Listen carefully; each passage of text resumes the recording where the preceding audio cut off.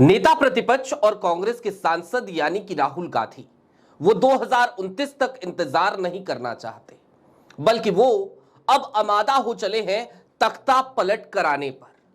यह बयान आरएसएस के एक नेता का है, यह आरएसएस का ऐलान है।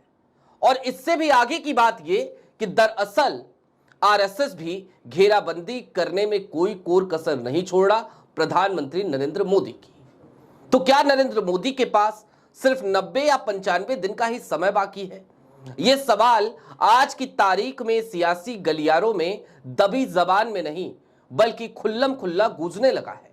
और इन सब के बीच दरअसल नायडू भी अपनी कोई नई भूमिका तलाशते हुए नजर आ रहे हैं। वो आंध्र प्रदेश से निकलकर दिल्ली की राजनीति में अपनी पैठ जमाना चाहते हैं और ऐसे में वो एनडीए के धड़े के साथ उतना कंफर्टेबल खुद को फील नहीं कर रहे, बल्कि उन्हें धड़ा बदलना पड़ेगा। तो क्या पाला बदलने की ये जो तैयारियां चल रही हैं, ये सब कुछ राहुल गांधी के तख्ता पलट करने की कोशिशों की शुरुआत है? सारी बातें जरा विस्तार से करेंगे। नमस्कार, मैं स्वप्निल और आप मुद्दा देख रहे हैं। दोस्तों, आगे बढ़ें उससे पहले एक छोटी सी अपील है। मुद्दा इन दिनों एक गंभीर आर्थिक संकट से जूझ रहा है। हमारे मेन बैंक अकाउंट बीते कई महीनों से फ्रीज चल रहे हैं और ऐसे में आपसे अपील है, आपसे गुजारिश है कि यदि आप सक्षम हो, यदि आप चाहें तो मुद्दा की इस आर्थिक संकट के काल में छोटी छोटी मदद जरूर कीजिएगा। इसके लिए आप स्क्रीन पर दिख रहे क्यूआर कोड या नीचे दिख रहे यूपीआई नंबर का इस्तेमाल कर सकते हैं। मुद्दा को डे टू डे ऑपरेशंस में काफी मुश्किलों का सामना करना पड़ रहा है, ऐसे में आपकी मदद हमारे लिए बेहद जरूरी है। आगे बढ़ते हैं और अब एक एक करके जरा कुछ गुत्थियों को सुलझाना शुरू करते हैं। आज सुबह ही तो आपको खबर बताई थी कि 26, 27 और 28 तारीख कितनी महत्वपूर्ण हो चली है, क्योंकि भागवत ने दिल्ली में डेरा डाल लिया है और आज की तारीख में उनके दरबार में हाजिरी लगाने वालों के नाम सुनिएगा तो आप सोच में पड़ जाइएगा। मसलन कंगना रनौत भी वहां पे थी, तो मनोज तिवारी भी, यहां तक कि जनता दल यूनाइटेड के लोग भी पहुंचे और बाबा रामदेव भी। हालात तो ये कि वहां पर पूर्व चीफ जस्टिस ऑफ इंडिया यानी कि रंजन गोगोई साहब भी पहुंचे थे।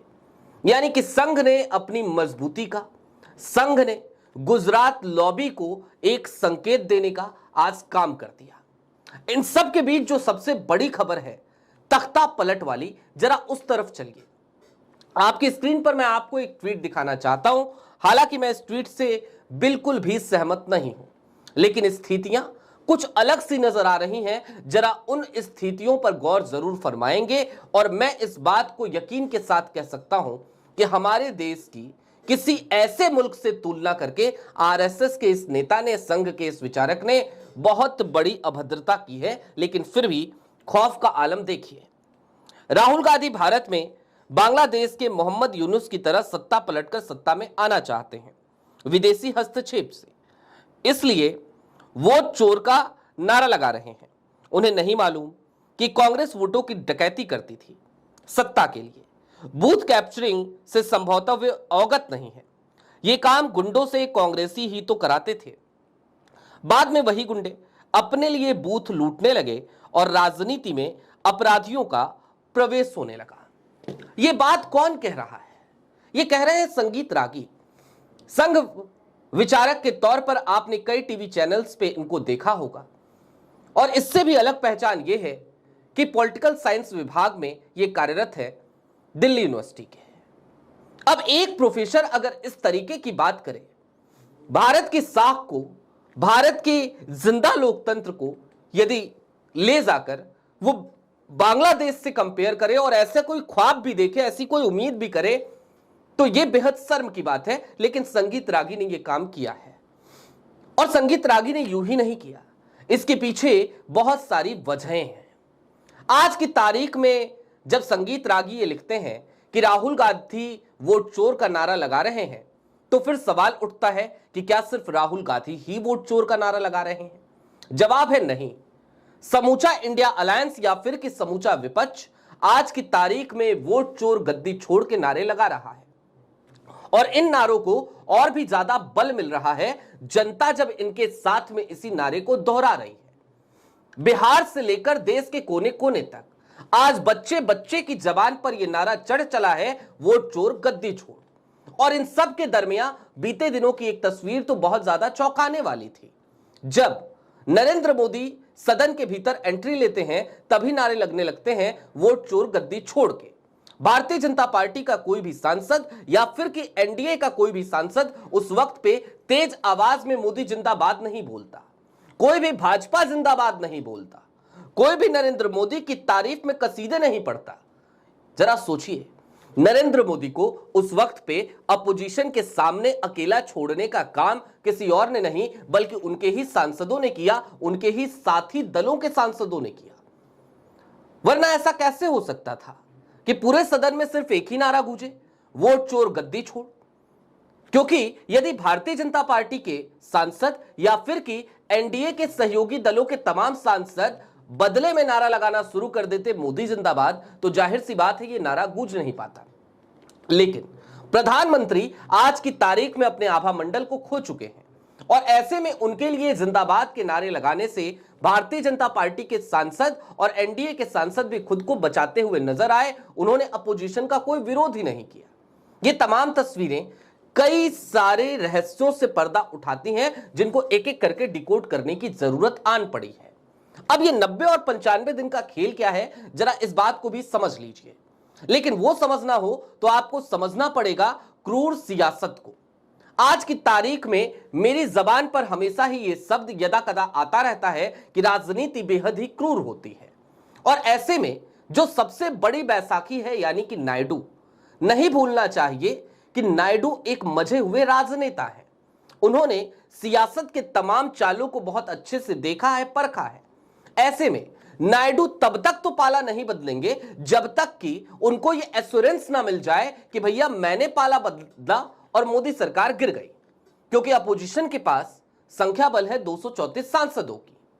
हालांकि अगर नायडू एनडीए को छोड़ भी देते हैं तो भी सरकार मुश्किल में जरूर आएगी, लेकिन उसका बहुमत नहीं छिनेगा।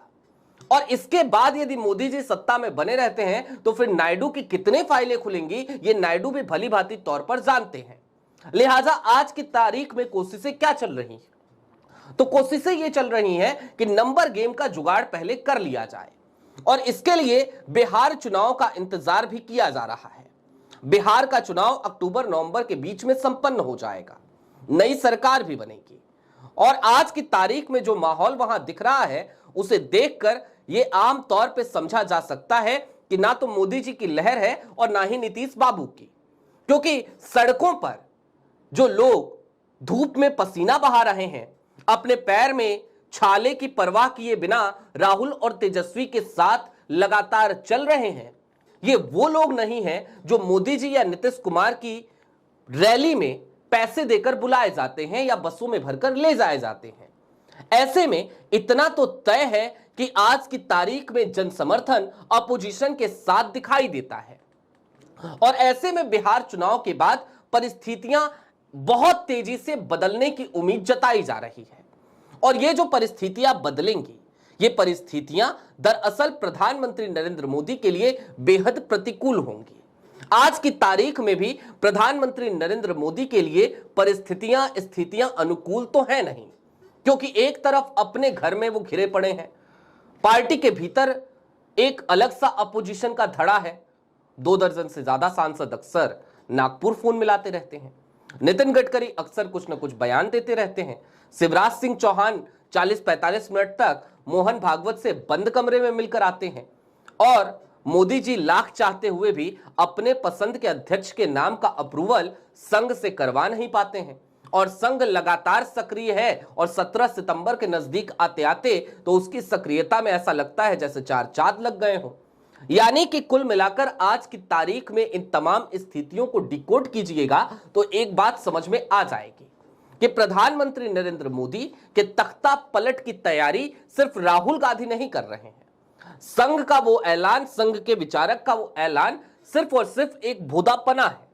अगर राहुल गांधी ऐसा ही चाहते तो नीतीश कुमार 2024 जून में जब नतीजे आए थे तो काफी देर तक वो इंतजार कर रहे थे कि कहीं से तो कोई फोन आएगा, लेकिन नीतीश कुमार को किसी ने अप्रोच नहीं किया और अंदर खाने की बात लोग बताते हैं कि राहुल गांधी ने सीधे तौर पे इनकार कर दिया था।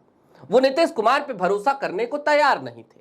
लेकिन राहुल गांधी नीतीश कुमार पे भले भरोसा करें या ना करें, आज की तारीख में राहुल गांधी का एटीट्यूड यह बताने के लिए काफी है कि नीतीश, मोदी, बीजेपी तेरी खैर नहीं और नायडू तुझसे हमें कोई बैर नहीं।